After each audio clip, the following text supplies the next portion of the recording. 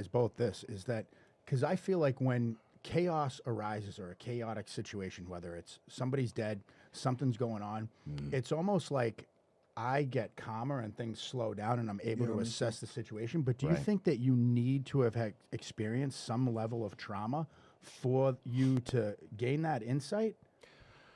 Man, that's a great question. I have the same I have the same exact response. I know that I in the Marine Corps was taught that, it was like, yo, calm down, make decisions, boom, boom, boom, boom, boom. But I wouldn't say that's the first place I got it. You know what I'm saying? Like, I think it's just, I know my parents have that mindset too. When I was growing up with one of them at a time, both of them are kind of like that. I don't know. I mean, I think you can be born with it, and I think you can learn it. What do you? I mean, you don't have military training, but you're very much that way. So I mean, my situational awareness comes from I didn't and but like traumatic experience. Yeah, I didn't. Trauma's good, man. I wasn't in It's a healthy. combat zone, but you have to understand. But in a way, you are. Well, I grew up like the first time I got stabbed, I was 14 years old. The first time I got robbed at gunpoint, I was 15 years old.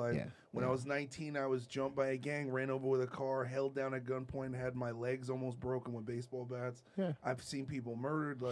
So these are the things that I don't necessarily think that it's not like teaching. It's not the same as militarized instructions and preparation, as it's a desensitization and the post-traumatic stress that comes as a result of it. When the dial gets turned up and it gets real nuts, I get that weird baseline. I can't even hear. It's like a high frequency. It's like, and I'm just like, I go into a very hyper focused state of Zen. Whatever is next. Yeah, but it's just like whatever is next. But I think that's what people confuse with I wasn't in a combat zone, whereas me, I was in a combat zone when I was 6, different from the military, but coming home to survive my old man daily was a fucking task. Your brain's reacting the same way to that trash as it is to other So now stuff we went fast forward that into this, and then the military, then prison, then all these things where it's like, but I'm curious to know how just the average person who's, I feel like everybody has some level of trauma, but the average person who's just 35 right now, never really had guns, never really had an issue, but goes, you know what? Due to the state of what's going on right now, I want to learn some of this situational awareness and everything. Right. Do we have an edge on them because of what we've been through, or do they stand to be as dialed in as we would be? No, 100% we have an edge. It's like water that it's like you're used to getting in this water. You know what I mean? Like, you're inoculated to the stress, you're inoculated to trauma. One of the things I tell young men, I'm like, go to an MMA, go get punched in the face. Like, go to Toastmasters and get in front of some people. Craziest. Like, definitely get punched in the face. You need trauma, homie. Watching some of the riot stuff and people are going crazy, and then as soon as something happens, they scream. They're like high pitched men screaming like. You're like, all women and children, all of you. You know what is that? I'm like, what? You know what it reminds me of? You're not going to Valhalla, bro. Yeah, I got a 10-week-old puppy right now and a 4-year-old pit, and the 10-week-old puppy is biting at him, and the pit takes it and takes it and takes it, and finally he goes and throws him, and the dog goes and makes the loudest screeching noise, and I go, hey man, that ain't how it works. You've been chewing on his face for the past 10 minutes. Now that he reacted, now you want to let this high pitch go? You're fine. Now you want to play that game? These are the results, man. But I think for sure that stress inoculation through experiential information and evidence, and you've seen that situational awareness and these more combative skills are important. It's been validated through your reality, and that's the strongest way to learn something deeply is when it's validated through your reality. Now, what's your advice to somebody right now going, you know what, where do I start in the way of I want to start to learn how to protect myself? Where does somebody start with that? So a lot of people think it has everything to do with hard skills. It has so much more to do with soft skills. So the way you see the world, being able to see through the matrix of your reality and be like, this is danger, avoiding that stuff, understanding how to behavioral profile people, knowing like who's actually dangerous and who you think looks like a gangster because it's some avatar in your head, or, you know what I mean? Like really being able to understand these things and how to move and all that. So what I've done, not to my own horn or anything like that, but what I did was I put together the Protector Symposium, which is all about soft skills. Mindset. It's all about learning from guys who are at the top of the game, who've had experience with cartels, who teach FBI, behavioral profiling, all that type of stuff. And so what I would tell them, hey, start learning the soft skills. Check out the Protector Symposium or Protector Nation. Learn from people who have done it that are trying to strengthen the most important muscle in your body or your brain. And then I would say start looking at hard skills. And there is a lot to say for the intelligence that comes from getting slammed and getting hammered, and get into some physical discipline. Because I believe physical martial art or discipline, because I do believe that a lot of the development that's going to have to come out of you and confidence just to be able to navigate a dangerous situation comes from the physical confidence that you get from knowing that you're not going to die when you get punched in the face, from having someone slam you, breathe on you, sweat on you, rough you up. Ew, a little yucky. bit. Yeah, you know what I mean? Like, I boy, also girl, don't want whatever, to glance over the fact that you are a double psychology major with a master's in forensic psychology. Master's in counseling psychology, minor in forensic psychology. Nonetheless, I mean, that's, I do my best, that's, man. I think, there's so many different things of get punched in the face. Yeah.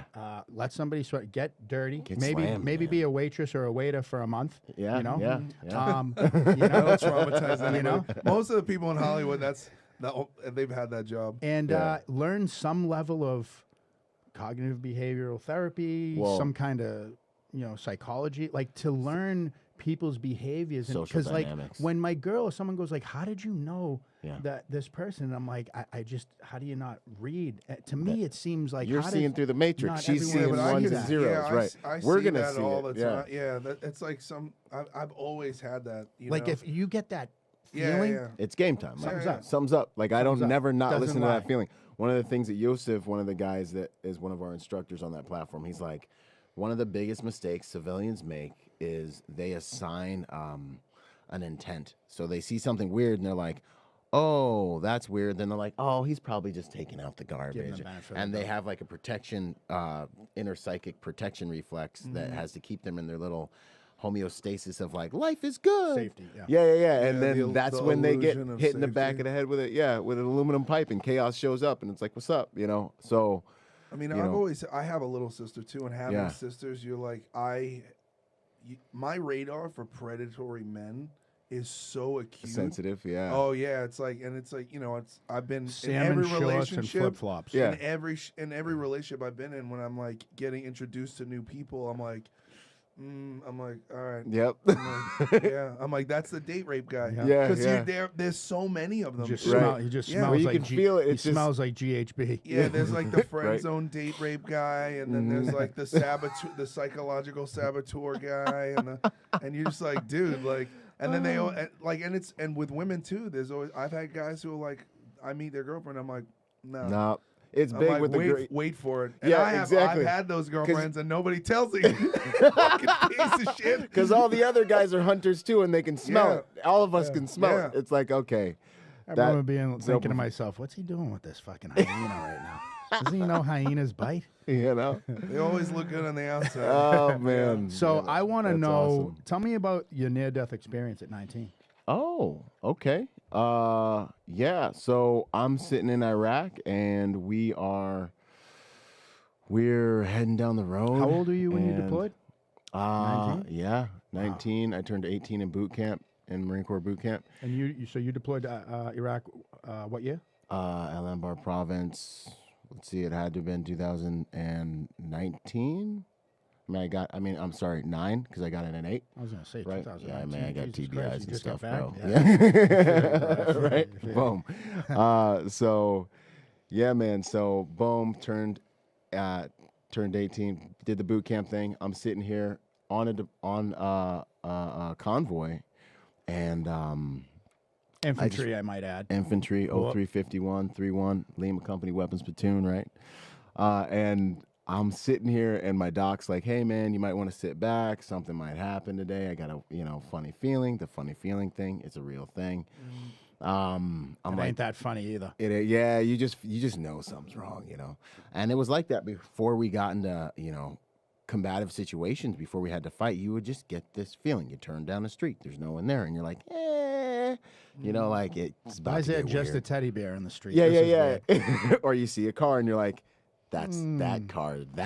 And then all of a There's no sudden they wheels turn on and it. start driving at you, So, yeah, we just kind of were a little shook up. I'm like, I came up with some song that I'm like singing some song, and you know, my buddy Foster, who had been in a number of IEDs, and I was in a handful of IEDs, but this one rocked me, man. My buddy Foster comes over the radio and he's like, "Hey, Silverback," which is my call sign. You know what I'm saying? In the military, there's no such thing as racism's welcome. We make fun of everybody. Everybody gets some, right? So here, like, you were all equally worthless. Yeah, exactly. You know, so he's like, "Silverback, I got a bad feeling. I need to stop." Second he stopped, I'm like, "Roger that, dude. Do what you got to do." He rolls to a stop, and I'm all of a sudden in this like kind of really chill environment. Like it was just kind of like a black room. I had no idea where I was at, and I was like really at peace and really chill. And I was just like, kind of just my same jovial self. And then I started to kind of be like, "Hey, where am I?" And then I started to look around, and I was like, "This is weird." And I remember knowing that I could command my thoughts, and I was like, what was I thinking? Like, what was the last thing I was thinking? I just remember asking that question, and I saw like one of those green cursors on a, you know, those old like MS-DOS, you know, blink, blink, blink. Like the Apple IIe. Yeah, man, it was just like blink, blink, blink. Why is this water cooler trying to come up my, you know, my butt? And I'm sitting here like, what does that mean? And I was like, what? Why would I be asking that question? And then I remembered, like, oh, I was sitting on a water cooler in the back of the 7-ton, and then I was like, oh, I was in Iraq, and I was on a mission in Iraq, and then all of a sudden, like the deepest sorrow I've ever experienced in my entire life. The sorrow so deep it still fuels me to do half the stuff I do, because I ain't gonna feel this way the next time I'm dying. And I was like, boom, and it just hit me in the stomach, and I just remember being like, oh my gosh, like, I died. I'm a pile of guts in the floor in Iraq. So 60 some odd pounds of explosives had just gone off underneath me, directly underneath me. Like, so my main man would roll into a stop and put a drum of homemade explosives directly underneath me. And I just remember feeling the deepest sorrow I've ever felt. And I started to see family members, and I started feeling like I was seeing them where they were and what they were doing. I don't know if I was or wasn't. I just remember being like, apologizing, like, you know, so when I was getting in the Marine Corps, my dad dangled me off the balcony of a hotel when he came to see me graduate from high school, and he was just like, "Yo," he just pauses and he's like, "Why are you not scared?" And I was like, "Well, because you're either gonna drop me off the balcony or I'm going to the Marine Corps." And he was like, "Don't die." So, and it was the last thing he told me was like, "Don't die." What were your injuries from that? I had a concussion. I was out for a while, and fractured elbow, and lucky. I made it out, man. I made it out by the grace of God, you know. Basically ended up, you know, I saw my buddy next to me looking at my body. I couldn't look at my body, but I was looking at my buddy, and I knew I was underneath the truck. And, you know, I basically ended up praying, and by the grace of God, came back, got another chance. And then that's kind of that Phoenix moment for me, because it's like, yo, you know, and it was like some touch by an angel. It got it got crazier, but for me, it was like that Phoenix moment of being like, I am, you know, I'm 19, and I'm like, I haven't even gone ham yet. Like my life, I haven't even been deliberate yet. And I was like, I will never feel this sorrow again. So I live my life every single day to where if I have to die over something I believe in or whatever it is, I'm fine with it. And so that's kind of my wake up in the morning, go to bed, like, yo, I could die today. And I went ham. So, you know, whoever judges me, I'm just going to look them in the eyes and be like, Father, I did the best I could.